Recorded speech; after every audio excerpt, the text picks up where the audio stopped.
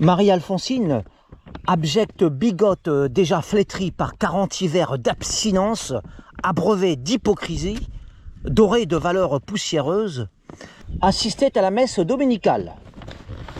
Affublée comme une putain de campagne, c'est-à-dire laidement, lourdement, bovinement, elle espérait ainsi séduire le fringant fils du pharmacien de son village. Ce dernier n'avait évidemment Dieu que pour la jeune et svelte nièce du médecin. Elle le savait, mais comptait sur l'énormité de son giron flasque et l'épaisseur de son rouge à lèvres criard pour conquérir cet oiseau rare à la plume vigoureuse.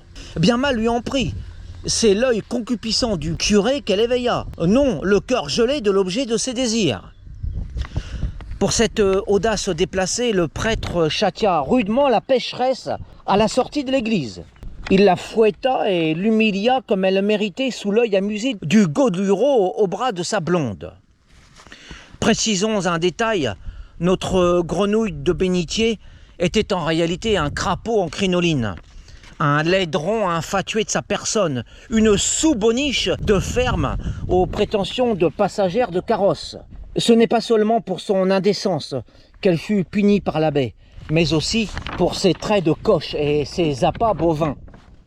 On ne saurait en effet usurper les droits de la beauté en pleine cérémonie religieuse et l'injurier en la singeant sous des dehors aussi grotesques. Disqualifiée et par sa naissance et par l'héritage de ses gènes simiesques, Marie-Alphonsine dut se contenter des hôtes de sa basse-cour pour honorable compagnie et abandonner ses rêves de châtelaine, car définitivement elle était plus apte à fréquenter les bêtes de sa basse-cour que les galants joliment chaussés des salons feutrés.